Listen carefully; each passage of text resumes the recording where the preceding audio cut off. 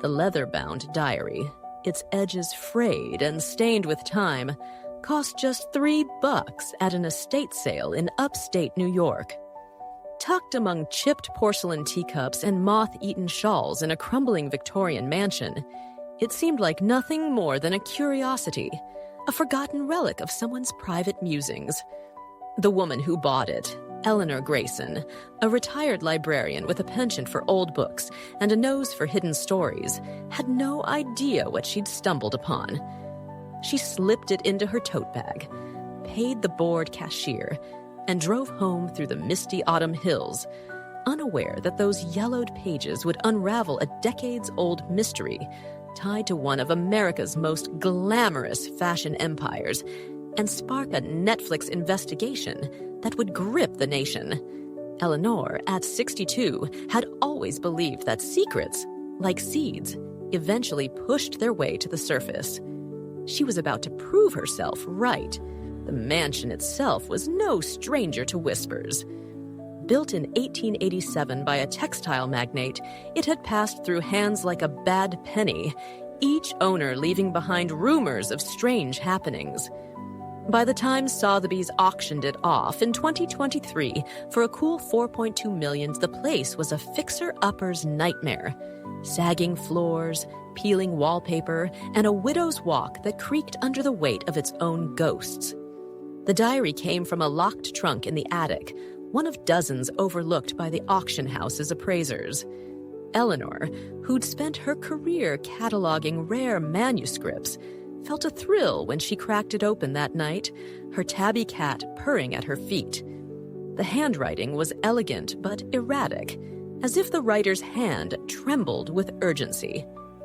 Dates stretched from 1978 to 1983, and the entries spoke of rituals, candles arranged in circles, chants under moonlight, and names that sent a chill down her spine. One name appeared again and again: Gucci. Eleanor wasn't a fashionista. Her wardrobe leaned toward sensible cardigans and sturdy loafers. But even she knew Gucci. The brand screamed luxury. Handbags that cost more than her monthly pension, scarves draped over celebrities at galas she'd only read about in magazines. Yet here, in this diary, Gucci wasn't just a label. It was a code, a thread woven through cryptic passages about offerings and sacrifices tied to power. The writer, who signed only as L, described meetings in Manhattan penthouses, where men and women in tailored suits spoke of loyalty not to a company, but to something older, darker. Eleanor's first thought was that it was fiction, a Gothic novel someone abandoned. But the details were too precise. Addresses on Fifth Avenue, a private club in Soho, a yacht docked off Montauk. She Googled the addresses. They existed. One was a Gucci flagship store, opened in 1979. Her hands shook as she read further. The diary mentioned a death. A man, unnamed, found in an alley near the store. His throat slit in a way the writer called ceremonial. No police report, no news clipping, just a date. March 12th, 1980. Eleanor, who'd grown up watching Perry Mason reruns with her dad, couldn't resist. She drove to the local library, her old workplace, and dug into newspaper archives. Microfiche spun under her fingers, and there it was. A small article in the New York Post, buried on page 17. Unidentified man found dead in Midtown. The date matched. No suspects, no motive. Case colder than a January morning. Her heart raced. This wasn't a story. It was real. Eleanor's cozy bungalow became a war room. She spread out maps, pinned up index cards, and called her old college roommate Marjorie, a retired journalist who'd once sniffed out a City Hall scandal. Marjorie, 64 and bored with golf, arrived with a bottle of Pinot Noir and a laptop. Together, they cross-referenced every name and place in the diary. Some led nowhere, dead ends, like a defunct bakery or a demolished hotel. But others hit pay dirt. a woman mentioned as Celia, the keeper, matched a Cecilia Martel, a Gucci executive in the 80s who vanished after a boardroom shakeup. Another entry referenced the artist, linked to a painter whose murals still hung in Gucci's corporate offices. The deeper they dug, the stranger it got. The diary hinted at a network, not just designers or CEOs, but people outside the company, connected by wealth and secrets.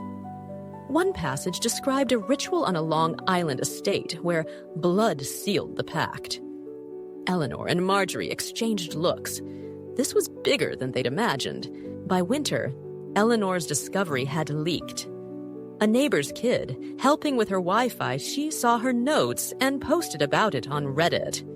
The thread exploded. Haunted Gucci diary found in creepy mansion. True crime junkies swarmed, and soon a Netflix producer named Carla Ruiz knocked on Eleanor's door.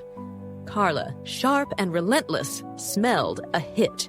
She envisioned a docuseries blending fashion, murder, and mystery, perfect for the 55-plus crowd who devoured making a murderer and the Jinx. Eleanor hesitated. She wasn't one for the spotlight, and her bunions ached at the thought of cameras. But Marjorie pushed her. Ellie, this could blow the lid off something huge. You're not just a librarian anymore. You're a detective. Production began in spring 2024, and Netflix spared no expense. Drones swept over the mansion, now half restored by its new owner, a tech mogul who didn't mind the publicity. Archivists pulled Gucci's corporate records, revealing gaps in the 80s, missing expense reports, unexplained payments to shell companies. Carla interviewed former employees, some in their 70s, who spoke off-camera about weird vibes at headquarters, locked rooms, late-night meetings, a sense that not everyone was there to sell purses. The diary became the show's centerpiece, its pages scanned in high-def L's, handwriting glowing like a treasure map. Eleanor, reluctantly mic'd up, narrated her find, her soft voice cutting through reenactments of shadowy figures and blood-red candles. Viewers ate it up, especially retirees like Bob and Linda Carter, a couple from Ohio who binged it over meatloaf dinners, texting their kids about that creepy Gucci cult. The series, titled The Gucci Enigma, dropped in October 2024 and shot to Netflix's top 10. It didn't just entertain, it reopened wounds.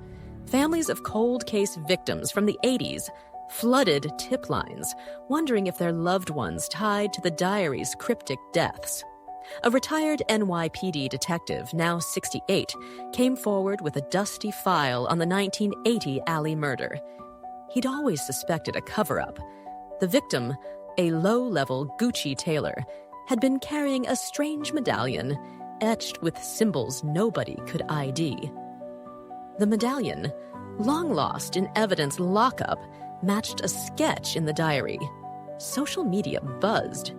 Was Gucci hiding something? Had Elle been a whistleblower or a mastermind? Gucci's PR team scrambled. The brand, now a juggernaut under Kering, issued a statement. We're cooperating fully with any inquiries, but these allegations are baseless. Sales dipped 3% as younger shoppers, spooked by TikTok theories, swapped Gucci for Prada. Older fans, though, weren't fazed. At a senior center in Boca Raton, 60-year-old Diane Russo told her book club, "I've worn Gucci since '85. A little mystery makes it sexier." Still, the company quietly hired a crisis firm, and rumors swirled about shredded documents from the 80s, though nothing was proven. Eleanor, meanwhile, became an unlikely celebrity. AARP magazine ran a profile, the librarian who cracked Gucci's code. She got fan mail from viewers her age, women who saw themselves in her, curious, stubborn, unafraid to chase truth past 60. But not everyone was a fan.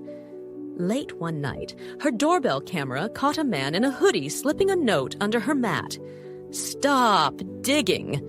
Marjorie wanted to call the cops, but Eleanor refused. She'd read enough Agatha Christie to know fear meant she was close.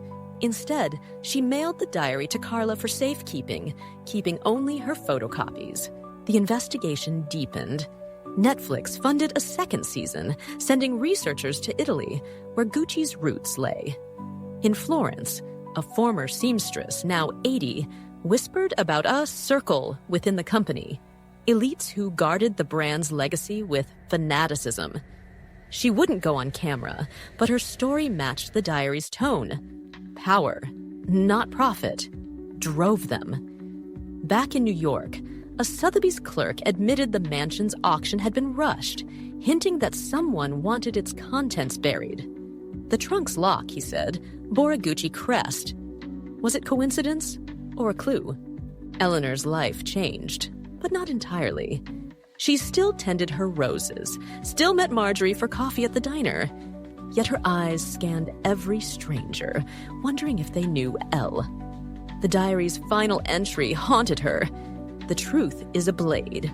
It cuts both ways. At night, she'd sit by her window, the mansion's shadow lingering in her mind. She wasn't done digging, not yet.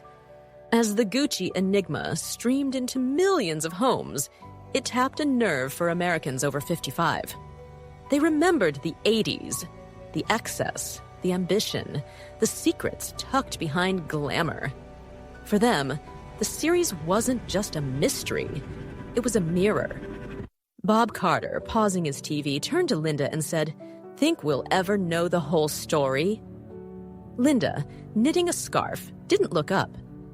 "Maybe," she said, "but I bet it's uglier than we think."